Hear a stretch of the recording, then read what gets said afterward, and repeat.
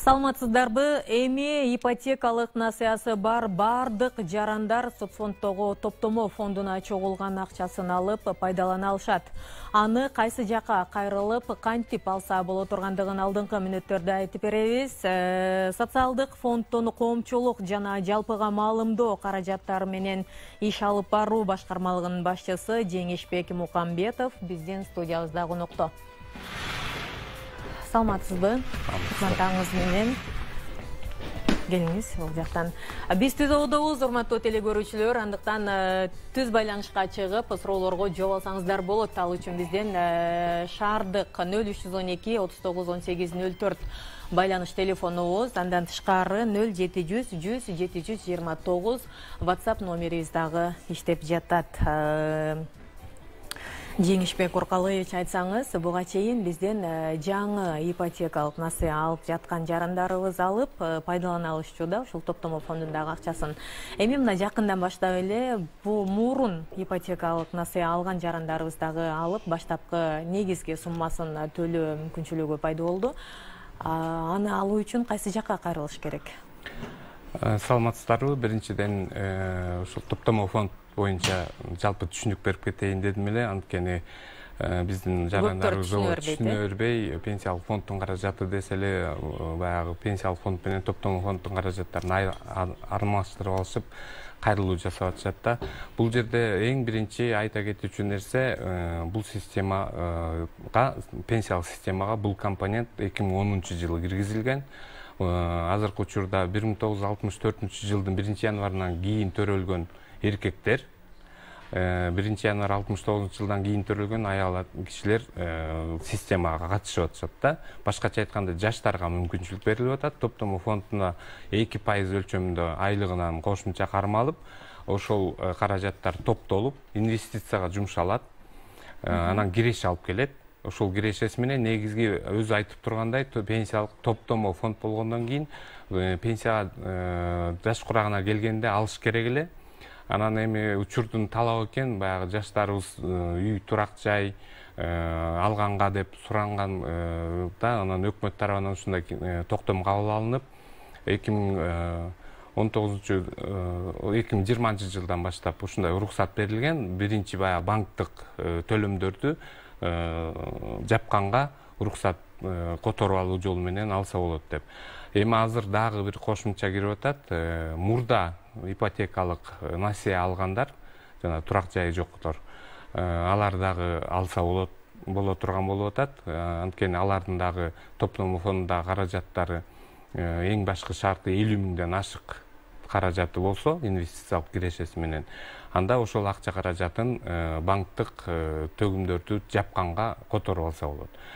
Бул жерде дагы бир айтып кетүүчү нерсе, мурда өзүнүкүн гана которуп ала турган болсо, эгер үй бүлөдө жубайынын бирөөсү ипотекалык насыя алган болсо, анда экөө тең иштеп, экөөнүн тең топтомо фонддо каражаттар болсо, азыр уруксат берилип атат. Эгер расмий түрдө никеге турган болсо, анда экөөнүн тең каражаттарын ошол насыяны жапканга уруксат берилип болот. Бирок бул жерде айтып кетиш керек, сиз айтып атасыз каяка кайрылыш керек деп. Негизи биринчи кезекте банктык тактама керек бизге. Ошол тактаманын астында өзүнүн жеке эсебинде канча каражат топтолгону тууралуу маалыматты алыш керек социалдык фонддон. Анткени балким 50 миңге жетпей калышы мүмкүн, анан бекер убарачылык болуп калат. Ошондуктан 50 миңден ашык топтомо каражаты болсо, анда банктан бизге тастыктама алып келип беришет. Ипотекалык насыясы бар, мынчасы калды, мынча төлөп келатат деген документ керек. Ошол жерде көрсөтүлгөн сумма эгер 50 миңден ашык болсо, өзүнүн топтомо каражатын толугу менен которуп алса болот. Эгер 50 миңден ашык, бирок насыясынын суммасы калдыгы, мисалы үчүн көп жылдан бери төлөп келатып, анан аягында бир 30 миң калып калса, анда ошол калып калган эле калдыкты жапканга эле уруксат берилет да. Калган акча каражаты кала берет жеке эсебинде. Кийин пенсияга чыккан убакта топтомо компоненти катары каражатты толугу менен алып чыгып кеткенге уруксат берилет.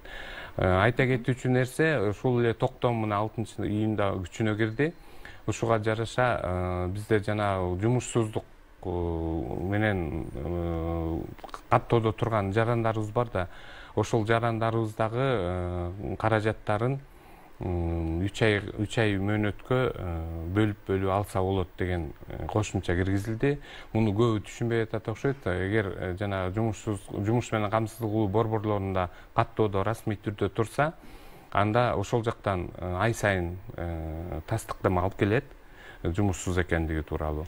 Анан жеке эсебинде каражаты болсо, демек ошол жашоо минимумунун өлчөмүндө азыркы күндө 7040 сом болуп атат. Ай сайын 3 айдан ашпаган мөөнөткө төлөп беребиз. Эгер андан аз сумма болуп калса, анда мисалы үчүн 10 000 болуп калса, анда толугу менен эле 1 айдык эмеге кошуп туруп эле баарын берип коебуз да. Бирок айта кетүүчү нерсе, эч кабатырланбаңыздар, анткени буга чейинки суммаңыздарды которуп алуу жолу менен алып кеткенден кийин нолго түшүп калат да счетунда. Мындан ары дагы төлөп жүрө берсеңиздер, пенсияга чыкканга чейинки топтогонуңуздарды кийин алганга мүмкүнчүлүк берилет да. Түшүнүктүү. Биздин түз байланышка чыккан телегөрүүчүбүздүн суроосун угуп коелу. Саламатсызбы? Саламатсызбы. Биз ушу НПФ боюнча суроо берелик деп жаттык элек. 2019-жылы ГИКтен аренда с последующим жильем, аренда с последующим выкупом деген программа негизинде ипотекалык кредитти 15 жылга алганбыз. Анан ушу жакында ушу жарыяны угуп соцфондко барганда кат түрүндө кайрылып бизге НПФ канча ушу топтомдун 50 000ден ашык экен, ошону бизге кат түрүндө беришти да, мындай. Төлөсөңөр болот. Бирок ГИКке барып кайрылган убакта силер деген ипотекалык кредит эмес, силерде аренда с последующим жильем деп бизге отказ берип койду да, болбойт деп. Ошол боюнча кимге кайрылсак болот? Бул эми ипотекалык насыя берүүнүн шарттарына ылайык да, анткени бизде жанагы үй турак жайы жок, алып аткандар бар. Анан эгер мамлекеттик ипотекалык компания ошондой өздөрүнүн шарттарына туура келбесе, анда ошол жакка кайрылып такташыңыздар керек. Бизге ипотекалык насыя деген гана эме менен которуп берип атабыз. Ичиндеги аренда түрүндө кийинки выкуп менен дегендердин ал шарттарын ошол түздөн түз мамлекеттик ипотекалык компаниядан гана тактоо зарыл. Мына ошол топтомо фонд боюнча дагы биздин WhatsApp номерибизге көп суроолор келип атат. Толук маалымат айта кетсек, негизинен эле ошол ай сайын ар бир жарандын эмгек маянасынан 10% кармалып, ага жумуш берүүчү тарап 17% кошуп, анан социалдык фондко которулуп атпайбы? Ошонун ичинен 2% ошол топтомо фонддо чогулат ай сайын, Негизи 27,25 баягы жалпы негизде иштеген айлык алып иштегендердин айлыгынан кармалат. Мунун 17,25%ын иш берүүчү төлөйт. Ал эми 10%ын жеке ошол иштеп аткан адам төлөйт да, жаран. Анан 10%ын ичинен 8% пенсиялык фонддун каражаттары, ал эми 2% 10-жылы кирген бул топтомо фонддун каражаттары болуп эсептелет. Жалпысынан алганда мунун ичинде жана айтып аткан иш берүүчүнүн төлөгөн акчасынын ичинде 3% бул солидардык тилектештик фондко которулат. Анткени айтып атпайбызбы, биз 75 орточо жашоо узактыгына чейин төлөнгөн акча каражатын алып кетесиңер, андан кийин эми Кудай жаш берсе 75ден ары дагы жашаган жарандарыбыз көп, күн санап жашоо узактыгы узарып атат. Анан ал адамдарды же болбосо жанагы аз эле иштеп төгүмдөрдү аз төлөп, бирок каза болуп калып, кырсыктап каза болуп калып, үй бүлө мүчөлөрүнө пенсия, майыптык пенсияларга ушул тилектештик фондунан акча каражаттар төлөнүп берилет да, пенсия түрүндө. 80-90го чыккан адамдарыбыз ушул 8% деп айтылат. 8, анан 12, ошону менен 20%-ын эсебинен. 2% милдеттүү медициналык камсыздандыруу фондуна, жана 0,25% бул жанагы эмгекчилердин ден соолугун чыңдоо фондуна которулат. Ошону менен жалпысынан алганда 27,25 төлөнөт да. Түшүнүктүү. Кийинки телегөрүүчүбүздүн суроосун угабыз. Саламатсызбы? Алло, саламатсызбы же? Саламатсызбы, сурооңузду айтыңыз. Алло, саламатсызбы. Мен Кочкордон чалып аттым эле да. келинчегим экөөбүздөн мугалимдик ипотека алгам 2017-жылы. Ошол топтолгон акчаны ала алабызбы? Ошо меники 70 миң, келинчегимдики 50 миң болуп тур да, ошо кантип которсок болот, өткөндө соцфондко барсак, ал боюнча маалымат бизге келе элек дедиле да. Бул жакында эле токтом кабыл алынды, ошондуктан биз бардык жергиликтүү аймактык башкармалыктарга маалымат толук бергенбиз. Кайра барып кайрылыңыздар. Ал аркылуу сиздерден жанагы айтып аткан банктык тастыктама керек.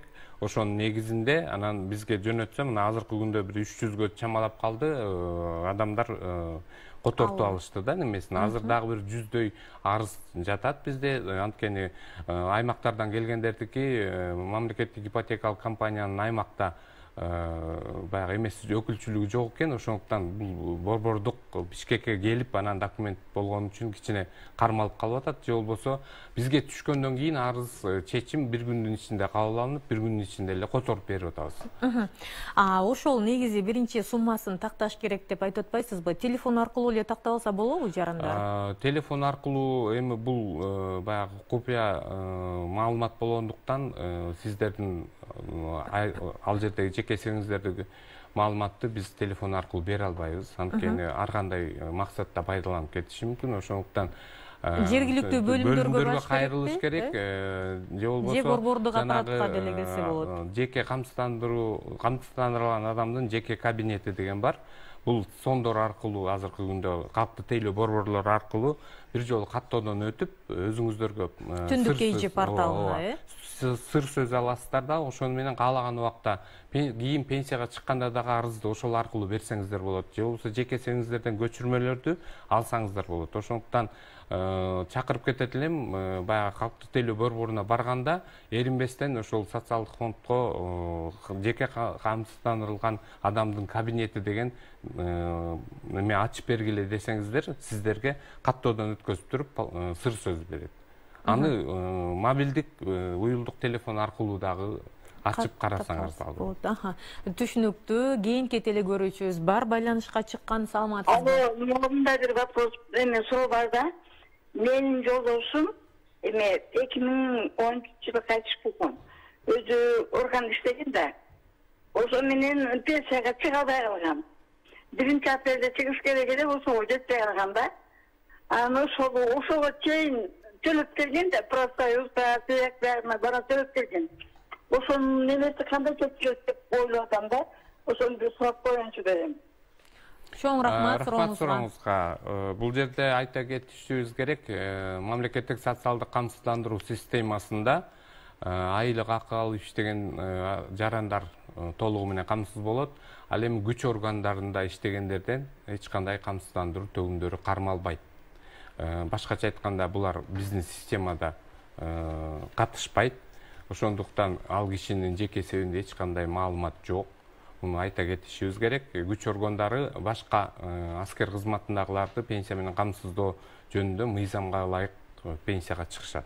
Бизге анткени төгүмдөрдү пенсиялык фондко, топтомо пенсиялык фондуна эч кандай катышып акча төлөмдөрдү төлөшпөйт. Ошондуктан ошол күч органдарынын пенсиялык бөлүмдөрү аркылуу балдарга пенсия чыгарып алышыңыздар керек эле. Аны кайрылып тактап көрүңүздөр. Анткени бизде дагы жана багуусунан ажырагандыгы боюнча пенсия бар да.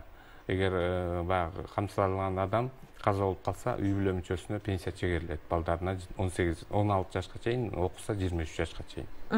Кийинки телекөрүүчүбүздүн дагы суроосун угабыз. Саламатсызбы? Саламатсызбы? Сурооңузду айтыңыз. Суроо мындай эле. Биз ипотекалык компания эмес, коммерческий банктардан ипотекага үй алганбыз да. Ошолорду дагы фонд аркылуу төлөсө болобу? Сурооңуз түшүнүктүү. Рахмат. Чындыгында ушул азыркы кабыл алынган токтом түздөн түз ушундай банк аркылуу дагы ипотекалык насыя алгандарга тийиштүү. Бирок ал жерде шарты ошол үй турак жайы жок адамдар алган болсо, анда банк бизге ошону тастыктап берет. Анан биз акча каражаттарыңыздарды которуп беребиз. Эми биздин өзүбүздүн темага токтолуп, толугураак айтып кетели. Ушул топтомо фондундагы акчаны ала турган адам биринчи соцфондко барып, акчасынын суммасы канча экендигин тактайт. Андан кийин банкка барып, ипотекалык насыясы бар экендиги, суммасы канча экендиги жөнүндө канча калдык бар экен, ошонун баарын жаздырып тактама алып келиш керек. Анан ошондон кийин гана сиздер бизге ошол маалымат келген күнү биз кабыл алабыз дагы, бир күндүн ичинде ар жак бер жагында которуп беребиз. Банкка которосуздар, колуна бербейсиздер. Колуна эч качан бул акча каражаты берилбейт.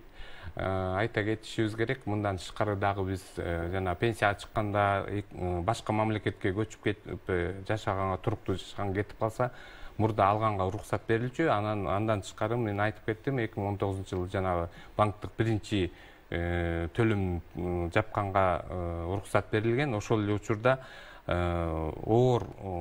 оорлар менен ооругандарга, мисалы үчүн жана онкологиялык кан оорусу же болбосо жүрөк кан тамыр оорулары менен ооругандарга дагы уруксат берилген.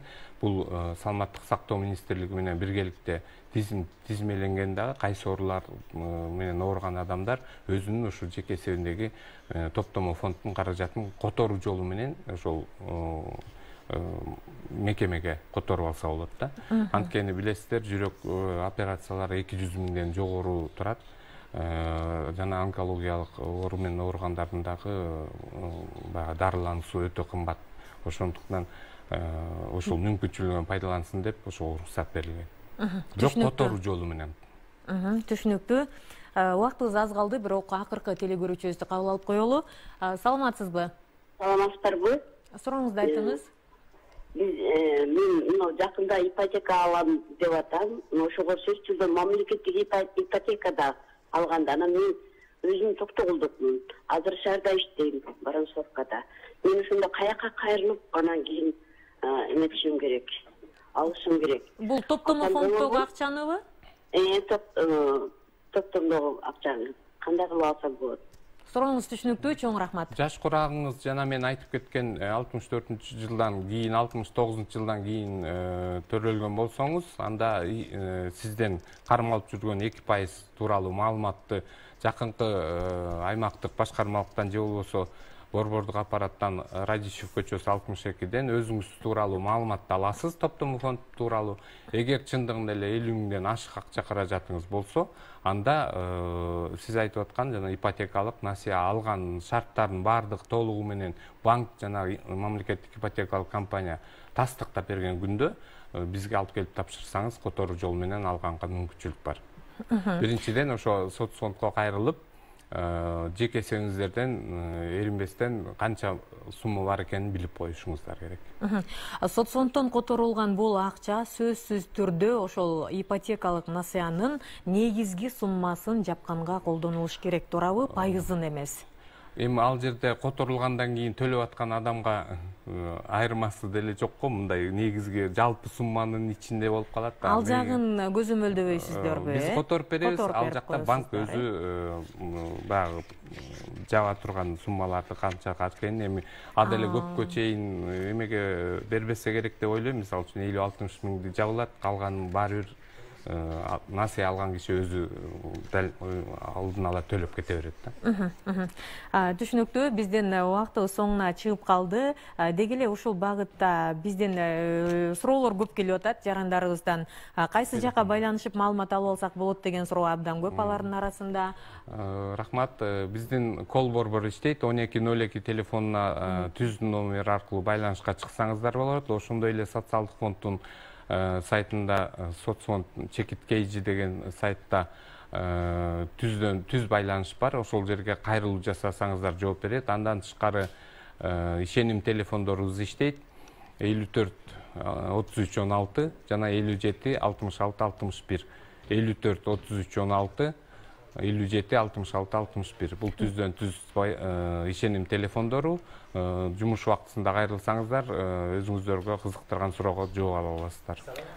Чоң рахмат. Бүгін бізден студиябызда социалдык фонддун коомчулук жана жалпыга маалымдоо каражаттары менен иш алып баруу башкармалыгынын башчысы Жеңишбек Мукамбетов болуп, топтомо фондундагы акчаны алып, ипотекалык насыяга пайдалануу жөнүндө сөз маалымат берди. Сиздер менен мен Мунара Матиева болдум. Сөздү кайрадан кесиптештерим улантат. Рахмат Мунара, коногубузга даазычылык билдиребиз. Бир аздан соң дагы Таңкы Мейман түрмөгүбүзгө кызыктуу